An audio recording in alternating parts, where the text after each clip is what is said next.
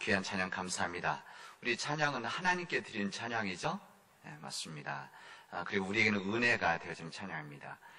우리 세 분께서 지금 오랫동안 준비를 마음속에서 또 실제 준비를 해오신 정성스러운 이 마음이 하나님께 올려지고 드려지기를 바랍니다. 시편 149편, 150편에 보면 우리 춤으로 주님을 찬양할, 그 이름을 찬양하라 그랬는데, 이 비대면 요즘과 같이 예배 또 이렇게 목소리를 이렇게 낼 수 있는 찬양이 지금 제한되어 있는 상황 속에서 성가대에서 이렇게 몸 찬양을 해주신 거 감사의 말씀을 드리고 박수 한번 다시 드리도록 하겠습니다.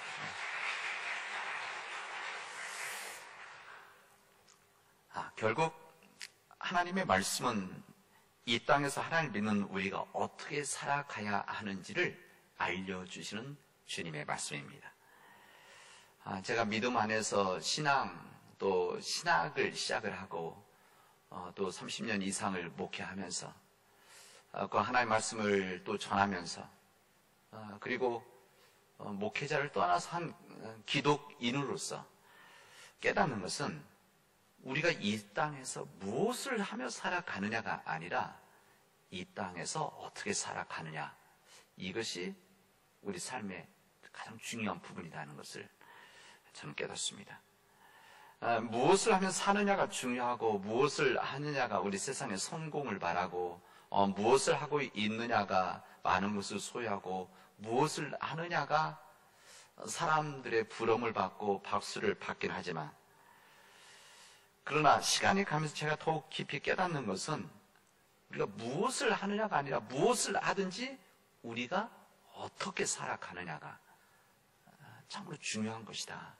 우리의 인생을 결정지을 수 있는 것이다. 그런 생각을 해봅니다.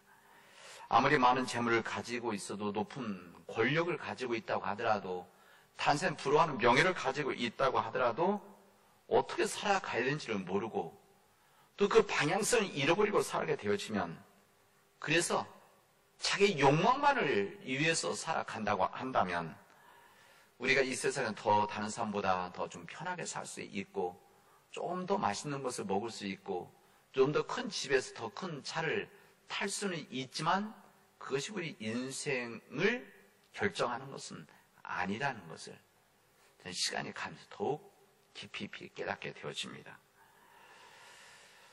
하나님의 뜻과 사랑이 담겨져 있는 우리 하나님의 말씀은 어떤 상황에서 우리가 좌우로 치우치지 않고 흔들리지 않고 크리스찬, 주님을 믿는 자로서 살아가는 것을, 어떻게 살아갈 것인가를 알려주시는 주님의 말씀입니다. 뿐만 아니라 우리의 가정이 믿음 안에서 어떤 상황에 쓰러지지 않고 넘어지지 않는 믿음의 가정, 하나님이 인정한 하나님의 가정을 어떻게 살아갈 것이냐를 알려주시는, 가르쳐주시는 말씀입니다. 뿐만 아니라 주님의 몸된 교회, 우리 주님 몸된 교회가 이 땅에서 정말 교회로서의 존재 이유를 가지고 하나님의 뜻을 다하는 교회가 되어서 어떻게 해야 될 것인가를 우리의 기준점이 되어지는 말씀이 바로 우리 하나님의 말씀, 성경이라고 할 수 있습니다. 이런 묵상과 이 하나님에 대한 말씀을 제가 요즘 이렇게 생각하면서 요즘 더 그런 마음속 깊이 느끼는, 우리 하나님의 말씀이 참으로 능력이 있는 말씀이고 참 귀하다. 하나님의 말씀 때문에 이렇게 살아갈 수 있다는 것이 정말 하나님의 은혜구나라고 하는 것을 깨닫게 되어집니다. 아마 여러분들 혹시 읽으신 분들도 계실 것 같은데, 엊그제 연세대학교 철학과 교수님이셨던 김영석 교수님의 그 인터뷰한 내용이 신문 인터넷에 많이 올라오고 사람들이 많이 공유를 하더라고요. 이 김영석 교수 102세신데, 지금 102세신데 102세 되시는 이 교수님이 인생을 사시고, 근데 이분 생각이 굉장히 건강하십니다. 그러니까 연세가 많음에도 불구하고 이게 생각과 논리가 전혀 흔들림이 없는 것을 제가 서울에 있을 때 제 교회 왔을 때 가까이서 대화하고 얘기 들으면 느낀 적이 있었습니다. 근데 그분이 이런 얘기를 하시더라고요. 이 세상에 보통 행복한 어떤 사람이 이렇게 대답을 하는데, 이분은 이 세상에 행복할 수 없는 두 부류의 사람들이 있다는 거예요. 이 두 부류사의 한 부류사는 정신적인 가치를 모르고 살아가는 사람들이다. 이렇게 이야기를 하시더라고요. 정신적 가치, 돈이라든지 명예라든지 물질이라든지 소유, 이것을 가치를 가지고 살아가는 사람들은 우리 삶에 있어서 진정으로 사람들 보기에는 행복한 것 같지만, 많은 것을 가지고 있는 것 같지만 이들은 행복할 수 없는 사람들이다. 이렇게 이야기를 하셨습니다. 그리고 두 번째는 어떤 사람이냐? 이기적인 사람이다.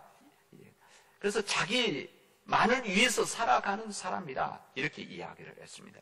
인격이라고 하는 것은 사람들의 관계 속에서 만들어진 선한 가치들인데, 이 인격이라고 하는 것은 자기 그릇이라는 겁니다. 이 자기 그릇에 행복을 담는 것인데, 이기적인 사람들은 이것이 작기 때문에 행복을 담을 수가 없다는 거예요. 그래서 이런 두 부류의 사람들은 행복할 수 없는 사람들이다. 이렇게 설명을 했습니다.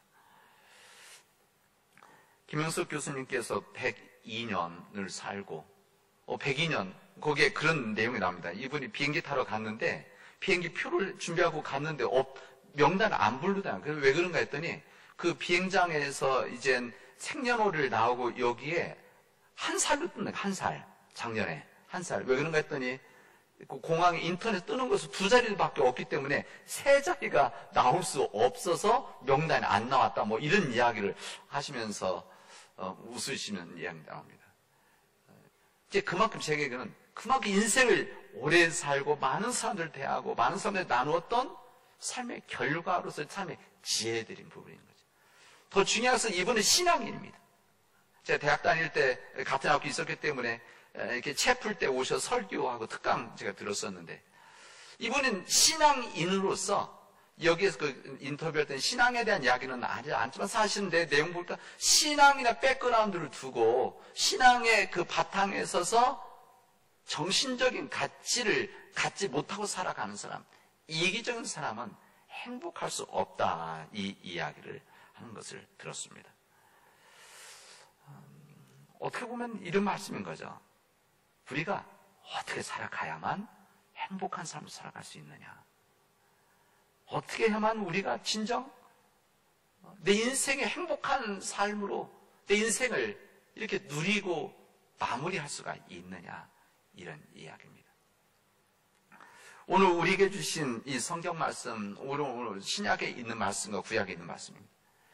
오늘 우리에게 주신 이 신약의 사도행전의 말씀은 예수님 십자가에 돌아가시고 나서 이 부활을 체험하던 제자들이 주님을 전하는, 주님의 복음을 전하는 이 사역을 하다가 이 감옥에 갇히는 그런 이야기, 그 과정에서 이루어졌다 한 사건을 우리 이야기해 줍니다.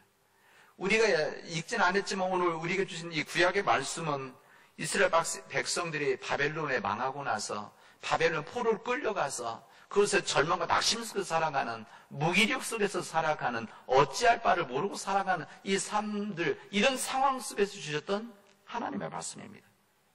이 말씀을 읽어보면 결국은 주님의 복음을 전하다가 감옥에 갇혀서 생명의 위협을 받고 또 채찍질, 고통의 채찍질을 맞고 풀려 나왔던 이 주님의 제자들, 이 사도들이 어떻게 살아야 한다, 이것을 우리에게 알려주시는 말씀이고, 뿐만 아니라 이 절망과 낙심 속에서 어떻게 해야 할지 모르는 이 흔들리는 삶을 살았던 이 바벨론에 끌려가 있었던 이 하나님의 사람들이 진정 어떻게 살아야 했는지를 우리에게 알려준 주님의 말씀입니다.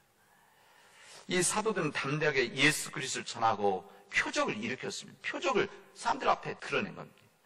그래서 이것을 보았던 이 대제사장들, 그리고 서기관들, 이 종교 지도자들이 도저히 이것을 참을 수가 없어서 사도들을 잡아다가 감옥에 넣어버렸습니다. 근데 그 주의 천사가 밤에 나타나서 그 옥문을 열어주었고, 다시 나서 성경 표현되면 생명의 말씀을 전했다, 이렇게 이야기합니다. 이것을 다시 들었던 이 대제사장과 이 공회, 그 지역의 대표들이죠. 공회에서 이대로 나올 수가 없다. 그래서 다시 잡아다가 신문을 냈습니다. 이렇게 이야기합니다. 아니 우리가 예수 이름으로 사람들에게 전하지 말라고 이렇게 엄하게 말했는데, 언금이라고 해서 성경에 엄하게 말했는데 너희들은 우리의 명령을 또 다시 어기고 예수님을 전하고 예수님의 이름을 전하고 이래서 예수님의 피 흘려 돌아가신 것을 우리로 돌리려고 하는 것이 아니냐, 이렇게 이야기를 합니다. 혼내는 거죠. 그때 사도들이 말합니다. 성경에 있는 아주 단순한 표현을 그렇게 썼습니다. 사람보다 하나님께 순종하는 것이 마땅하니라, 이렇게 말합니다.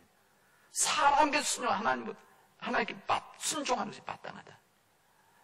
이 이야기는 여기는 짧게 썼지만 이런 이야기인 거죠. 아무리 칼과 창으로 우리를 위협하고 감옥에 가둔다고 하더라도 사람에게 순종하는 것보다 하나님에 순종하는 것이 마땅하고 당연한 일이다.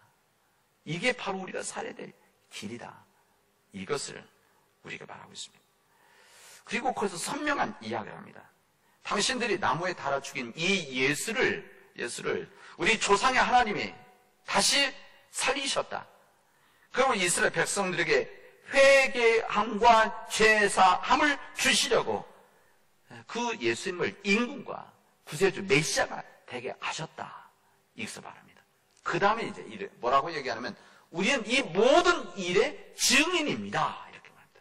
이 모든 일, 내가 증인입니다. 우리가 증인입니다.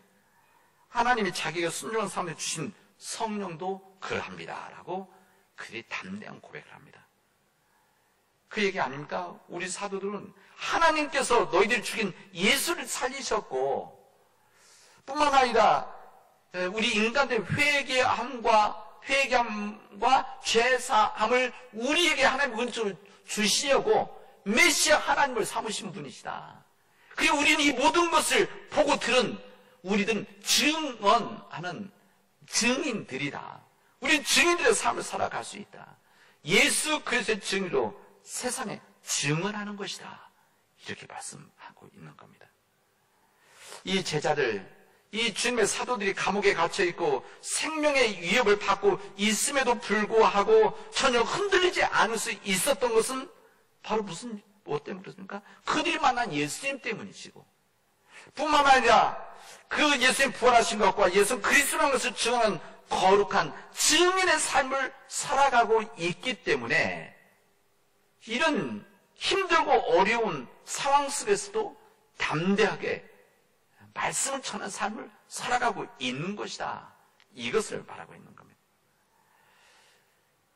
예수님께서는 사도행전 1장 8절에 보면 승천하시기 전에 말씀하지 않습니까? 오직 성령이 너에게 임하시면 너희들이 권능을 받고 온 예루살렘과 사마리아와 유대와 사마리아 땅 끝까지 이르러서 뭐라고 합니까? 내 증인이 되어질 것이다. 이렇게 주님 말씀하셨는데 이 놀라운 역사가 이 지금 사도들에게 지금 역사 이루어졌다는 것을 성경 우리들에게 증언하고 있는 겁니다. 그들은 예수는 그리스도시라는 예수님이 그리스도시라는 것 세상에 알리고 예수 그리스도라는 것을 믿는 자들에게 은총을 전하는 사명을 전하는 증언자들이었기 때문에 그런 절박한 상황 속에서도 흔들리지 않고 그들의 사역을 감당할 수 있는 삶을 살았던 것입니다. 우리는 때로는 우리도 이런 절박한 상황과 위기에서 살아가는 거 아닙니까? 우리 여러 모양의 내 개인적인 문제, 건강의 문제, 가정의 문제, 가족들의 문제, 경제적인 문제, 또 요즘과 같이 이 사회적인 문제 이런 속에서 우리들이 흔들리지 않고 담대하게 살아갈 수 있는 분명한 이유, 이것은 우리들이 주님을 전하는 사명자 그리고 이것을 전하는 증인으로 살아가면 흔들리지 않고 담대하게 살아갈 수 있다는 것을 오늘의 말씀 우리에게 해주시고 있습니다. 이 사도는 생명의 위협 속에서 없애버린다고 했다. 무슨 말입니까? 죽이겠다는 이야기 아닙니까? 십자가형을 또 시키겠다라고 하는 이런 위협 속에서 그래도 거기 있던 바리새인 가말리엘이라고 하는 이 학자죠. 이 도움으로 여러 가지 이유를 설명을 해줘서 그 대신 채찍질을 맞고 태용이죠. 채찍질을 맞고 나오게 되어진 겁니다.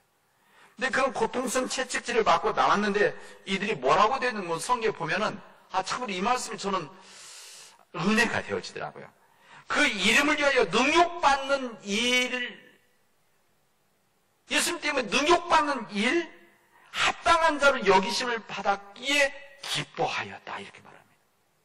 그러니까 이들이 지금 예수님 때문에 이 감옥에도 갇혔다가 죽음의 위협을 받았는데 이 채찍질을 맞고 나오는데 능욕이죠, 능욕. 이 능욕받는 일로 합당히 여기심을 받은 것이 나의 기쁨이다. 바로 이 믿음이 진정한 믿음 아니겠습니까? 이 어둠을 뚫고 시대를 거슬러 올라갈 수 있는 믿음이 바로 이런 믿음 아니겠습니까?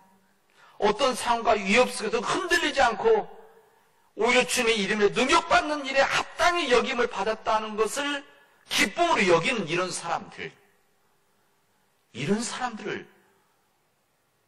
누가 막을 수가 있겠습니까?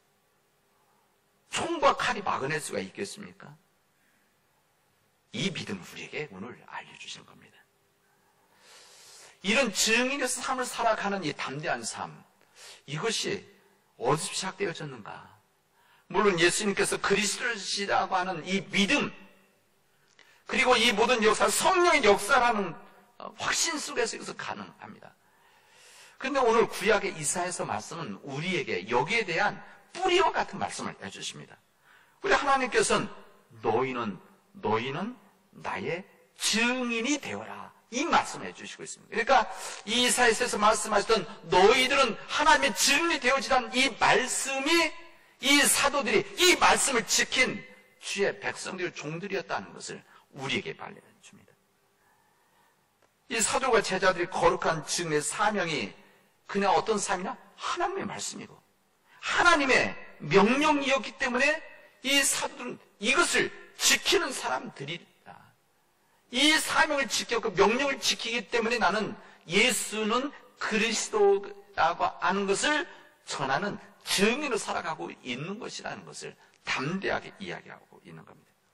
이 바벨론 포로를 끌려가 있었던 이스라엘 백성들에게 자신의 힘으로는 언제 해방이 될지 모르는 이런 상황이지 않습니까? 무기력감 속에서 어떻게 해야 될지 모르는 이런 이스라엘 백성들에게 하나님께서는 이 이사야 선지자를 통해서 말씀하십니다. 너를 만들고 모태에서부터 지어낸 너를 도와줄 수 있는 여호와 하나님이시다. 이게 무슨 말일까? 창조주 하나님입니다. 창조주 하나님. 이 창조주 하나님이시기 때문에 능력의 하나님이시다. 그럼 너희들은 두려워하지 말아라. 두려워하지 말아라. 나는 목마른 자들에게 물을 주고 마른 땅에 시내를 흐르게 하면서 나의 영을 내 자손들에게, 나의 복을 내 후손에게 줄 것이다 라고 하는 하나님의 말씀의 축복을 그들에게 약속을 해주시고 있는 겁니다. 그렇기 때문에 두려워하지 말라는 겁니다. 나는 처음이요 마지막이다.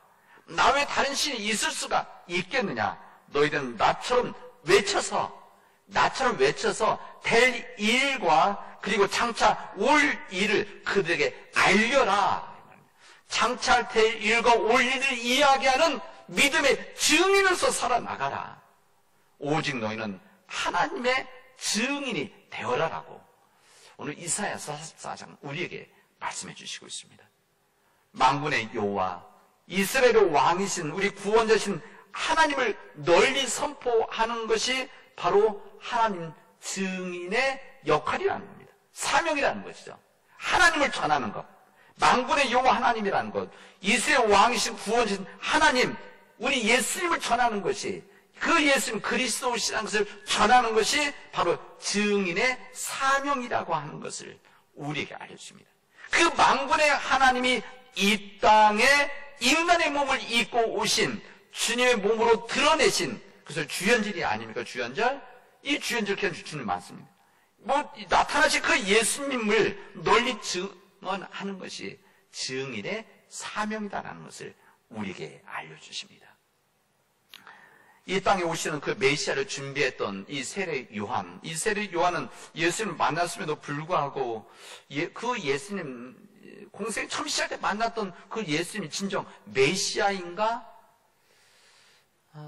좀 궁금했었습니다. 본인은 이 회개 그리고 사람들에게 죄에 대한 심판에 대한 말씀을 전했는데 우리 예수님 하시는 사역을 보니까 좀 다른 겁니다. 그래서 제자들을 통해서 예수님 가서 듣고 와라 이렇게 이야기한 거죠. 오늘 본문의 말씀은. 그래서 그때 이제 예수님께서 그 이야기를 듣고 이렇게 이야기를 하십니다. 너희들은 가서 너희들이 듣고 본 것을 그대로 요한에게 전해라. 맹인들이 눈을 뜨게 되어지고 걷지 못하던 사람들이 걷게 되어지고 여기 나와 있는 대로 나병 환자가 깨끗함을 잊고 죽었던 사람 다시 살아나고 그리고 듣지 못하던 자가 다시 듣게 되어지는 이런 일들을 일어나고 있음을 너희들이 듣고 본 데 가서 전해라 이렇게 얘기합니다.